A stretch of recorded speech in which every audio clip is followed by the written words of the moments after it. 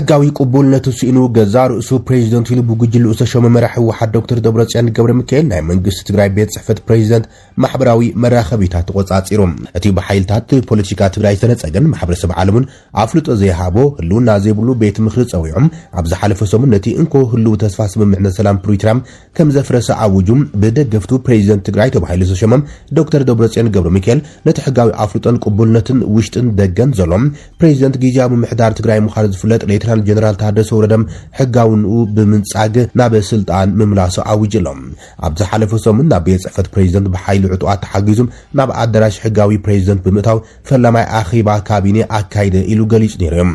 ዝሓለፉ መዓልታት ድማ ሓላፊ ሴክሬታሪያት ፕሬስ ቤት ጽሕፈት ፕሬዚደንት ጊዜያዊ ምሕዳር ትግራይ ዶክተር ገብሩ ካሕሳይ ካብ መንበር ገዙ ብዕጡኣት ጨውዩ ኣብ ቤት ማእሰርቲ ብዘይ ትእዛዝ ቤት ፍርዲ ዝወሰደ ጉጅለ ህወሓት ነቲ ኣብ ኢድ ዶክተር ገብሩ ዝነበረ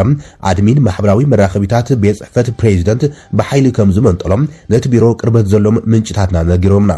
ብዶክተር ደብረጽዮን ገብረ ሚካኤል ዝምራሕ ህወሓት ንኹሎም ሕጋዊ ስልጣን መንግስትነት ትግራይ በኃይል በመቆጻር ንዝሓለፈ ልዕሊ ሓደ ዓመት ትግራይ ናብ ሓደገኛ ናይ ስጋት ቀጠና ኮይና ዜጋታት ገዲፎማ ዝወጹን ከቢድ ማሕበራዊ ቅልውላው ዘለዋን ከቢድ ስጋት ኩናት ዘለዋ ገይሮማ ተባሂሎም በኃይልታት ፖለቲካ ትግራይ ይኽሰስ እዮም ዘሎም ክሎም መቐነን ስምምዕነት ፕሪቶሪያ ብምፍራስ ናብ ስልጣን ምምላሱ አውጅ ዘሎ ህወሓት ዘካይዶ ሓላዊ ምቆጻር ስልጣን መንግስትነት ትግራይ ድማ ካልእ ጥፋት ኣብ ትግራይ ክህሉ ዝገብርን ብምዃኑ ኩሎም ሓይልታት ፖለቲካ ትግራይ ክቃለሱን ደው ከብልውን ውድብ ሳልሳይ ወያነ ትግራይ ቅድሚ ሓደ መዓልቲ ኣብ ዘርግሑ መግለጺ ጸዊዖም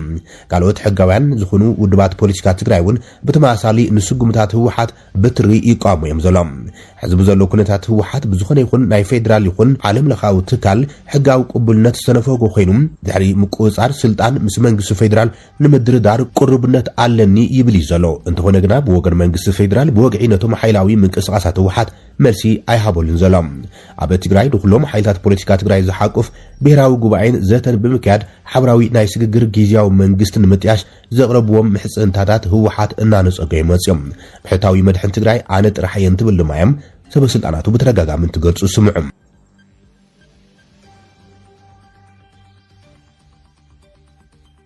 አስመራ ስምምዕነት ተፈራሪማ ኤርትራን ቀጻሊ ጉዕዛ ወሳነ ዘሎ ስምምዕነት ተፈራሪማ ላም ኤርትራን ባንክ ልምዓት አፍሪካን ስትራቴጂያዊ ስምምዕነት ዳግማይ አሐዲሶም ጉጅለ ልኡኽ ባንክ ልምዓት አፍሪካ ካብ 15 ክሳብ 17 ሚያዝያ 2026 ቋጽራ አውሮፓያን ኣብ ኤርትራ ላዕለዋይ ደረጃ ናይ ስራሕ ምብጻሕ ከም ዘካየደም ኣብ ወግዓዊ መርበብ ሓበሬቱ ጸብጺቦም እቲ ዑደት ኣብቲ ኣብ እምነትን ግብራውነትን ዝተሰረተ ዝምድና ክልቲኦም ወገናት ዘተኮረ ኮይኖም ንቀጻሊ ወፍርታትን ልምዓታዊ ስራሕትን ሓዱሽ ምዕራፍ ዝጸረገ ምዃኑ ተገሊጾም እቲ ባንክ ልምዓት ኤርትራ ኣብ ዝዋን እዚ ብስንኪ ድሩት ዓቕሚ ምምንጫው ጸዓት ከቢድ ናይ ኤሌክትሪክ ሲቲ ቅልውላም ተሐልፍ ከም ዘላ ቅድሚ ሕዚ ጠቒሱ ነይሮም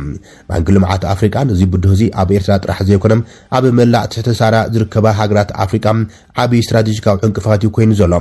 ኣብ ትሕተ ሳራ አፍሪካ ኒው ዲል ኦን ኢነርጂ ፎር አፍሪካ ብዝብል መደብ ክሳብ 2030 ንኩሉ ማሕበረሰባት ጸዓት ንምብጻሕ ይሰርሕ ምህላው ይገለጽ ኣብ ኤርትራ እቲ ቀረብ ጸዓት ብመርበብ ካብ ዝተኣሳሰሩ መደብራት ሓይሊ ኤሌክትሪክ ሕርጊጎን በለዛን 22 ሜጋዋት ተወሳኺ ዓቕሚ ዝተተኸሎም ከምኡን ብነናተን ጀነሬተራት ከም ተሰነይ ባራንቱን ዓዲ ቀይሕንዩ ኣገልግሎት ዝህብ ነዚ ንምቕያር እቲ ልኡኽ ድሮ ኣገልግሎት ጀሚሩ ዘሎም ናይ 30 ሜጋዋት መመንጨዊ ፀሓያዊ ጸዓት ደቅም ሓረም ብኣካል ተዓዚቦሎም ብተወሳኺ ኣብ ተሰነይ ባራንቱን ከርከበትን ሓደስቲ መመንጨውቲ ፀሓያዊ ጸዓት ንምትካል ዝኽእል ስምምዕነት ከም ዝተበጽሐም መርበብ ሓበሬታት ባንክ ረጋጊጾም እቲ ላዕለዋይ ደረጃ ዝተባሃለ ዘተ ኣብ ምምሕያሽ መጓዓዝያን መሰረተ ልምዓትን ዘተኮረ ምንባሩን ተገሊጾም ብመሰረት እቲ ባንኪ ዘውፅኦ ጸብጻብ ኣብ መንጎ ምጽዋዕን ተሰነይን ዝርግሐ ኣውራ ጎደናን ፕሮጀክት ልምዓት ኣገልግሎት ገማግም ባሕርን ዘለዉ ምዕባለታት ገምጊሙ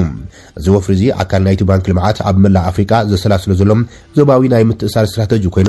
ኤርትራ ምስ ጎረባብቲ ሃገራት ብምትእሳር ንንግዳዊ ልውውጥን ቁጠባዊ ዕብየትን ክሕግዛ ተጽቢት ይግበር እዚ ዑደት እቲ ባንክ ኣብ ኤርትራ ንዓመታት ክሰርሓሎም ዝጸንሑም ፕሮጀክታት ብፍላይ ድማ ነቲ ብስንኪ ለበዳ ኮቪድ-19 ንልዕሊ 24 ኣዋርሕ ተዓናቒፉ ጸኒሖም ዳግማይ ብዝተዓጻጸፈ መንገዲ ዝሰላሰሉ ዘሎም ፕሮጀክት ምምካት ድርቂም ዘጠቓለለ እዩ ብመሰረት መርበብ ሓበሬታ እቲ ባንኪ ካብቶም ክህነጹ ዝተወጠኑ 21 ሓጽብታት ህንጸቶም ተዛዚቦም ንሓረስቶስ ኣገልግሎት ዝህቡ ዘሎም ንኣሽቱ ሓጽብታትን መንስያት ኣብ ትካላት ቴክኒካዊ ሙያ ዝቐስምዎም ዘለዉ ስልጠናታትን ብልኡኻት እቲ ባንክ ተበጺሖም እዮም እዚ ኣብ ኤርትራ ዝካየድ ዘሎ ፕሮጀክት ብምካት ድርቂ ኣካል ናይቲ ባንክ ልምዓት ኣብ ዝተፈላለዩ ሃገራት ቀርኒ ኣፍሪካ ከም ኢትዮጵያ ሶማልያን ኬንያን ንለውጢ ኩነታት ኣየር ንምምካት ዝገብረ ዘሎም ተመሳሳሊ ወፍርታት ተባሂሎም እቲ ዋና ዳይሬክተር ምብራቕ ኣፍሪካ ኣሌክስ ሙቢሩ ዝተመርሐ ልኡኽ ምስ ላዕለዋይ ኣማኻሪ ፕሬዚደንት ኤርትራ አቶ ሓጎስ ገብረህይወት ሓጎስ ኪሻ ከምኡን ሚኒስትር ፋይናንስን ሃገራዊ ልምዓትን አቶ ገርግስ ተክለማርያም ብምዝታይ ነቲ ኣብ መንጎ መንግስትን እቲ ባንክን ዘሎ ልዑል ናይ ስራሕ ተወፋይነት ዘርኢ ምዃኑ ገሊጾሎም ባንክ ልምዓት ኣፍሪካ ምስ ትካላት ሕብራት ሃገራት UNDP ብምትሕባር ኣብ ኤርትራ ዝካየድ ዘለዉ ወፍርታትን ሃገራዊ ኩነታት እቲ ሃገር ዘማእከሉን ውፅኢታውያን ንክኾኑም ቀጻል ድጋፍ ከም ዝገብር ኣብ መርበብ ሓበሬቶም ደጊሙ ረጋጊጾም ባንክ ልምዓት ኣፍሪካ ንህጉሪ ኣፍሪካ ንምልዋጥ ሃይ 5S 5 ዓበይቲ ተልእኾታት ዝተሰመዮም ስትራቴጂያውያን መትከላት ሓንፂፁ ይሰርሕ ከም ዘሎ እዮም እቶም ቀዳም ሰለስተ ተልእኾታት ንኣፍሪካ ብተተካይ ፀዓት ክተብርህ ምግባር ዘተኣማምን ውሕስነት ምግቢ ብምርጋፅ ኣፍሪካውያን ክምገቡ ምግባር ከምኡን ቁጠባዊ ዕብየት ንምቅልጣፍ ንጽላት ኢንዱስትሪ ምስፋሕ ዝብሉ እዮም ኣብ መበል 62 ስሩዕ ኣኼባ ባይቶ ሰብኣዊ መሰላት ሕብራት ሃገራት ፍሉይ ልኡኽ ሰብኣዊ መሰላት ኣብ ጉዳያት ኤርትራ ስልጣኑ ክሕደስን ጉዳይ ተሓታትነት ክቕፅልን ዘይመንግስታውያን ማሕበራት ጻውዒት ተቕሪበን እዚ ብ31 ዘይመንግስታውያን ኣህጉራውያን ማሕበራት ብ12 ጉንበት 2026 ኣቆጻጽራ ኣውሮፓውያን ዝጸሓፈ ደብዳቤ ናብቶም ኣብ ጄኔቫ ዝርከቡ ቆምቲ ወከልቲ ኣባላት ሃገራት ተዓዘብትን ዝተለኣኸዮም ኣብቲ ካብ 15 ሰነ ክሳብ 10 ሓምለ 2026 ዝካየድ ስሩዕ ኣኼባ ባይቶ ሰብኣዊ መሰላት ሕብራት ሃገራት እቲ ባይቶ ንስልጣን እቲ ፍሉይ ልኡኽ ዘናውሕ ጽኑዕ ውሳነ ክሕልፍ ኣተሓሳሲበን እዘን ዘይመንግስታውያን ማሕበራት ቅድሚ መበል 62 ስሩዕ ኣኼባ ባይቶ ሰብኣዊ መሰላት ደብዳቤ ንምጽሓፍ ዝተገደዳሉ ቀንዲ ምኽንያት ነቲ ስልጣን ፍሉይ ልኡኽ ንምሕዳስ ዝካየድ ዲፕሎማስያዊ ምንቅስቓስ ንምጽላው እዮም ከምቲ ዝፍለጥ እዚ ስልጣን እዚ በብዓመቱ ክሕደስ ስለዘሎም እቲ ደብዳቤ ነቶም ቆምቲ ወኪላት ሃገራት ንጹር መርትዖታት ንምቕራብ ዝዓለመ ኮይኑ ሎሚ ዓመት ምስ መበል 25 ዓመት ማእሰርቲ ጉጅለ 15 መበል 10 ዓመት ጸብጻብ ኮሚሽን ምርመራን ምግጣሙን ነቲ ጉዳይ ዝያዳ ህጹጽነት ሂብዎ ይርከብ እዘን ማሕበራት ነዚ ታሪኻዊ ኣጋጣሚ ብምጥቃም እቲ ኣብ ልዕሊ ዲያስፖራ ኤርትራውያን ይካየድ ኣሎ ዝተባሃለ ስጉረ ደባዊ ጸቕጢ ኣብቲ ህጉራዊ ዘተ ዓቢ ቦታ ክረክብን ኩነታት ሰብኣዊ መሰላት ኤርትራ ካብ ኣቃልቦ ዓለም ከይወፅን ዝጽዕራ ዘሎ እየን እቲ ደብዳቤ ኣብ ኤርትራ ሰበስልጣን እቲ ሃገር ይፍጽምዎ ኣለዉ ዝበሎም ከበድቲ ገሰታት ሰብኣዊ መሰላት ክብጽኑዕ ክኹንን ይሓትት ኤርትራ ነዚ ሰብኣዊ መሰላት ኣተኪሮም ምርመራ ዘካየዱ ወኪል ሕብራት ሃገራት ካብ ነዊሕ እዋን እናተቃወሙት ያመጽያ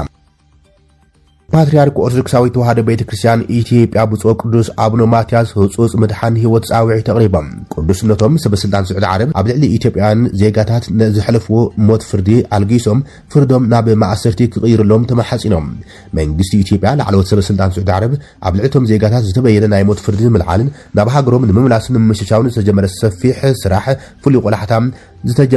ፍሉይ ቆላሕታ ክገብሩ ጻውዒት ተቕሪቦም ቅዱስነቶም ብፁዕ ቅዱስ አቡነ ማትያስ ብሰሉስ ኣብ ዝለኣኽዎ መልእኽቲ ኢትዮጵያን ብስንኪ ሕጽረት ቋንቋን ሕጋዊ ምኽርን ኣብ ዓራት ሞት ከይኣተው ኣጠንቂቖም ኣብ መልእኽቶም ዓለም ለኻውያን ተጣበቕቲ ሰብኣዊ መሰላት ብዘይ ፈልጥዎ ቋንቋን ብዘይ ተረድእዎ ሕጋዊ መስርሕ ንሞት ዝተፈርዱ ስቃይ ክርእዩ ይግባእ ነቲ በደል ክቃወሙን ህይወት ንጹሓት ከድሕኑን ጻውዒተይ የቕርብ ኢሎም ሁማን ራይትስ ዎች ብ20 ማይዛ 2018 ኣብ ስዑድ ዓረብ ብውሕዶም 65 ኢትዮጵያውያን ስደተኛት ምስ ጸፋርት ብዝተኣሳሰር ክሲ ክቁተሎም ከም ዝኽእሉ ጸብጺቦም ሚኒስትሪ ውሽጣዊ ጉዳያት ስዑድ ዓረብ 13 ማይዛ 2018 ኣብ ዝሃቦ መግለጺ ሰለስተ ኢትዮጵያውያን ኣብ ዘይሕጋዊ እታወታት ሓሽሽ ናብ ስዑድ ዓረብ ብምእታዎም ብሞት ፈሪድዎም ካብቶም ብሞት ዝተፈረዱ ኢትዮጵያውያን ኣብ መንጎ ጥቅምቲ 2013 ጥቅምቲ 2015 ኣብ ክልል ትግራይ ካብ ዝነበረ ውግእ ሃዲሞም ኣብ ዞባ ኣሲር ስዑድ ዓረብ ኣብ ዝርከብ ቤት ማእሰርቲ ካሚስ ሙሻይ ተኣሲሮም ዝነበሩ ኢትዮጵያውያን ከም ዘለዎም ጸብጻብ ሁማን ራይትስ ዎች ኣመልኪቶም እዞም ሰለስተ ኢትዮጵያውያን ኣብ ስዑድ ዓረብ ዝኣቶም ስራሕ ንምድላይ ንወሽመጥ ዓደን የመን ዝሰግር ሓደገኛ መስመር ስደት ኣቢሎም እዮም ዝኣተው ነይሮም ካብ ኒውክሌራዊ ኣጽዋር ወጻኢ ንዓለም ዘፍርሕ ቴክኖሎጂ ኣጽዋር ቻይና ንኣሜሪካዊ ናብ ሓደጋ ዝእቱ ከም ዝኾነ መጠንቀቕታ ወጽዮም ቻይና ኣብ ርእስቲ ዘለዋ ኒውክሌራዊ ዓቕሚ ንወተሃደራዊ ሚዛን ዓለም ክቕይሩ ዝኽእሉ ኣዝዮም ዘመናውያንን ዘስካሕክሑን ቴክኖሎጂታት ኩናት ብሰፊሖም ተፍሪ ከም ዘላዮም ኣብ ዝቐረበ ዓመታት ዘቕረበቶ ኣጽዋር ብፍላይ ንምዕራባውያን ዝድነቕ ምዃኑ እዩ ዝንገር ዘሎ